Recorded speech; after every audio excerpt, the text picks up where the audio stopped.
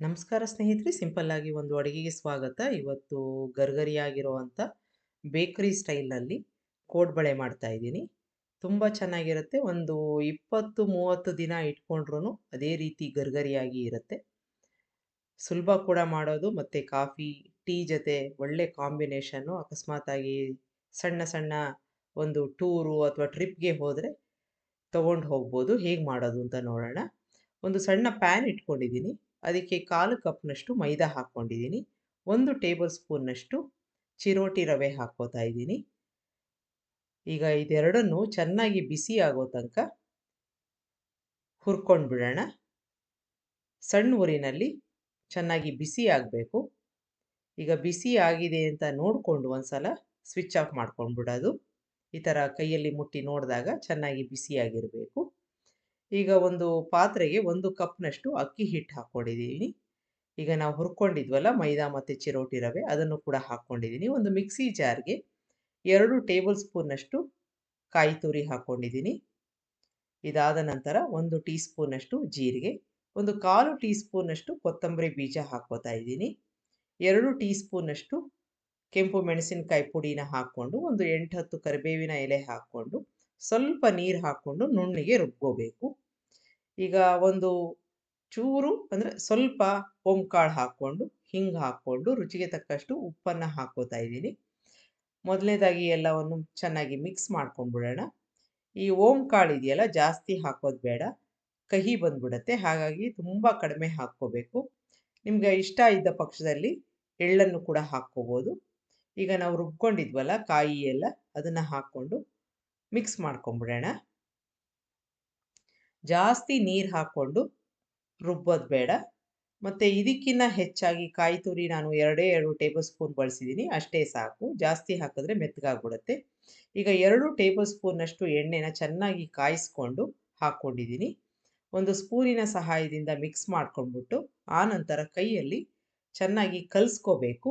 ಯಾಕೆಂದರೆ ನಾವು ಹಾಕಿರೋ ಎಣ್ಣೆ ಎಲ್ಲ ಕಡೆ ಹರಡ್ಕೋಬೇಕು. ಹಾಗಾಗಿ ಕೈಯಲ್ಲಿ ಮಿಕ್ಸ್ ಮಾಡೋದು ತುಂಬ ಮುಖ್ಯ. ಆಗ ಗರ್ಗರಿಯಾಗಿ ಬರುತ್ತೆ.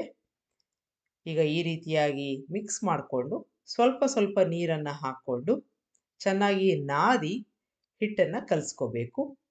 ಈ ನಾದೋದು ತುಂಬ ಇಂಪಾರ್ಟೆಂಟು. ಇಲ್ಲ ಅಂತಂದರೆ ಕೋಡ್ಬಳೆ ಮಾಡೋಕ್ಕೆ ಹೋದಾಗ, ಅಂದರೆ ಹೊಸೆಯೋಕ್ಕೆ ಹೋದಾಗ ಅದು ಒಡೆಯೋ ಒಂದು ಚಾನ್ಸಸ್ಸು ಜಾಸ್ತಿ ಇರುತ್ತೆ.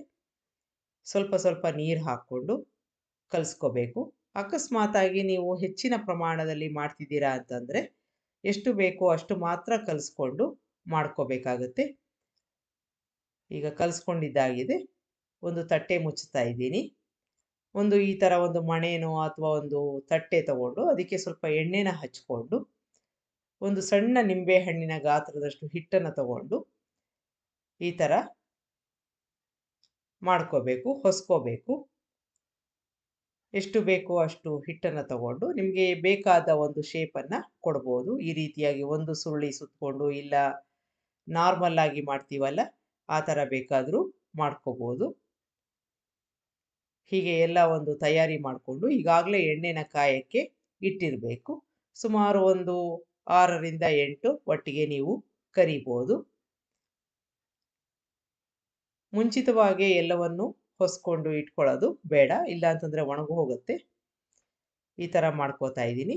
ಈಗ ಮತ್ತೆ ಸ್ವಲ್ಪ ಹಿಟ್ಟನ್ನು ತಗೊಂಡು ನಾರ್ಮಲ್ ಒಂದು ಶೇಪ್ ಇರುತ್ತಲ್ಲ ಕೋಡ್ಬಳೆದು, ಆ ರೀತಿಯಾಗೂ ನೀವು ಬೇಕಾದರೆ ಮಾಡ್ಕೋಬೋದು.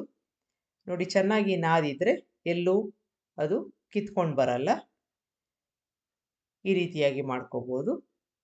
ಚಿಕ್ಕದು ದೊಡ್ಡದು ನಿಮಗೆ ಯಾವುದು ಇಷ್ಟ ಇದೆ ಆ ರೀತಿ ಹಿಟ್ಟನ್ನು ಸುರುಳಿ ಸುತ್ತಕೊಂಡು ಕೋಡ್ಬಳೆ ಶೇಪ್ನ ಕೊಡಬೇಕಾಗತ್ತೆ. ಈಗ ಎಣ್ಣೆ ಕಾದಿದೆ. ಒಂದೊಂದಾಗಿ ಎಣ್ಣೆಯಲ್ಲಿ ಹಾಕ್ಕೊಳ್ಳೋಣ. ಈಗ ಚೆನ್ನಾಗಿ ಕಾದಿರೋ ಎಣ್ಣೆಯಲ್ಲಿ ಹಾಕ್ಕೊಂಡಿದ್ದ ನಂತರ ಉರಿನ ಕಡಿಮೆ ಮಾಡಿಕೊಂಡು ನಿಧಾನಕ್ಕೆ ಅದನ್ನು ಕರಿಬೇಕಾಗತ್ತೆ. ಒಳಗಡೆ ಕೂಡ ಚೆನ್ನಾಗಿ ಗರ್ಗರಿಯಾಗಿ ಆಗೋ ತನಕ ಕರಿಬೇಕಾಗತ್ತೆ. ಸ್ವಲ್ಪ ಹೊತ್ತಿನ ನಂತರ ಇದು ಕಲರ್ ಚೇಂಜ್ ಆಗ್ತಾ ಹೋಗುತ್ತೆ. ಈಗ ಆಗಿದೆ ಅಂತಾದರೆ ತೆಕ್ಕೊಂಡು ಬಿಡೋಣ. ಒಂದು 10 ಸೆಕೆಂಡು ಮುಂಚಿತವಾಗಿ ತೆಕ್ಕೊಂಡ ಪಕ್ಷದಲ್ಲಿ ಆನಂತರ ಅದು ಒಳ್ಳೆ ಕಲರ್ ಬರುತ್ತೆ. ಈಗ ತೆಕ್ಕೊಂಡು ಇದನ್ನು ನೀವು ಆರಿದ ಮೇಲೆ ಒಂದು ಏರ್ ಟೈಟ್ ಬಾಕ್ಸ್ನಲ್ಲಿ ಸ್ಟೋರ್ ಮಾಡಿಕೊಂಡು ಉಪಯೋಗಿಸ್ಕೋಬೋದು. ತುಂಬ ಚೆನ್ನಾಗಿರುತ್ತೆ. ಈ ರೀತಿಯಾಗಿ ಒಂದ್ಸಲ ಮಾಡಿ ನೋಡಿ. ನಿಮಗೆ ಈ ರೆಸಿಪಿ ಇಷ್ಟ ಆದಲ್ಲಿ ಲೈಕ್ ಮಾಡಿ, ಶೇರ್ ಮಾಡಿ, ಕಮೆಂಟ್ ಮಾಡಿ. ನನ್ನ ಚಾನಲ್ಗೆ ಸಬ್ಸ್ಕ್ರೈಬ್ ಮಾಡಿ. ನಮಸ್ಕಾರ.